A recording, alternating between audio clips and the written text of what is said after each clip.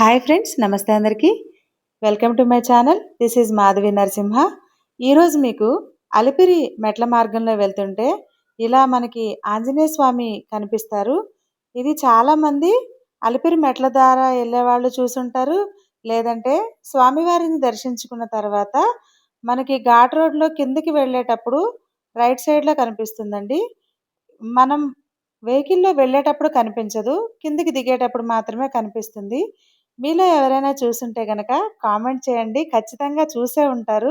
కిందకి దిగేవాళ్ళు ఈ విగ్రహం దగ్గర మాత్రం ఆగకుండా అయితే ఎవ్వరు వెళ్ళరండి. ఈ విగ్రహాన్ని ఇక్కడ ఎందుకు నిర్మించారు?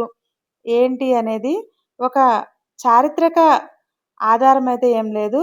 కానీ ఇక్కడ జరిగిన ఒక ఇన్సిడెంట్ వల్ల ఈ విగ్రహాన్నయితే ఇక్కడ నిర్మించారంటండి. ఇక్కడికి సంబంధించిన విశేషాలన్నీ కూడా మేము అలిపిరి మెట్ల మార్గంలో వెళ్ళేటప్పుడు ఈ వీడియోనైతే నేను తీశాను. ఈ విశేషాలన్నీ కూడా మీతో పంచుకోవడానికి ఈ వీడియోనైతే మీకు నేను అందిస్తున్నాననమాట. నేను వివరించిన దాంట్లో ఏమైనా మిస్టేక్స్ ఉంటే గనక మన్నించండి. నా పరిజ్ఞానం నాకు తెలిసిన వరకు మాత్రమే నేను మీకు ఈ వీడియోని షేర్ చేస్తున్నాను. మేమైతే అలిపిరి మెట్ల మార్గంలో వెళ్ళేటప్పుడు ఇక్కడ మనకి అలిపిరి మెట్ల మార్గం మొత్తం కూడా 12 కిలోమీటర్లు అనేది ఉంటుంది. సరిగ్గా మనం 6 కిలోమీటర్ల దూరం చేరుకున్న తర్వాత ఇక్కడ మనకి ఇలా ఆంజనేయ స్వామి విగ్రహం అనేది కనిపిస్తుందన్నమాట. అంటే మనం ఇక్కడికి సగం దూరం చేరుకున్నట్లుగా అర్థం అన్నమాట. అలిపిరి మెట్ల మార్గం సగం దూరం వెళ్ళామని. ఇక్కడికి వచ్చిన వాళ్ళు కొబ్బరికాయ కొట్టి ఇక్కడ హారతి కర్పూరం వెలిగించి స్వామివారిని కోరికలనేవి కోరుకొని ఇక్కడ నుంచి మళ్ళీ మిగతా 6 కిలోమీటర్లు అనేవి కంప్లీట్ చేస్తారు. ఇక్కడ ఈ విగ్రహానికి వచ్చేసి ఒక చరిత్ర అయితే ఉందండి. 1978 నుంచి 1982 వరకు పివిఆర్కే ప్రసాద్ గారు ఇక్కడ ఎగ్జిక్యూటివ్ ఆఫీసర్గా టీటీడీకి ఉండేవాళ్ళంటండి. ఆ టైంలో ఇక్కడ ఒక మర్డర్ జరిగిందంటండి. ఒక అమ్మాయిని అయితే ఇక్కడ ఈ అలిపిరి మెట్ల మార్గంలోనే చంపేశారంట ఎవరో తెలియని వాళ్ళు. అప్పటి నుంచి ఈ మెట్ల మార్గంలో వెళ్ళేవాళ్ళు చాలా భయపడేవాళ్ళంట.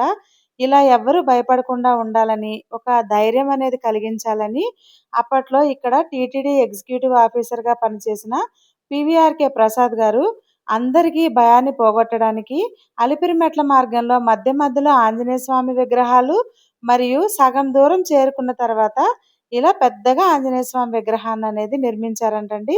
అప్పటి నుంచి కూడా ఇక్కడికి వచ్చిన ప్రతి భక్తులు కూడా కాసేపు ఇక్కడ సేద తీరి మిగిలిన 6 కిలోమీటర్లు ఇంకా ఆంజనేయ స్వామిని మనసులో తలుచుకొని ఇక్కడ నుంచి బయలుదేరి స్వామివారిని అనేది దర్శించుకుంటారంటండి. ఇక్కడ ఆంజనేయ స్వామికి అనేది చాలా ప్రాముఖ్యత ఎక్కువ ఉంటుంది. మనకి స్టార్టింగ్లో అయితే గరుడ విగ్రహం ఉంటుందండి.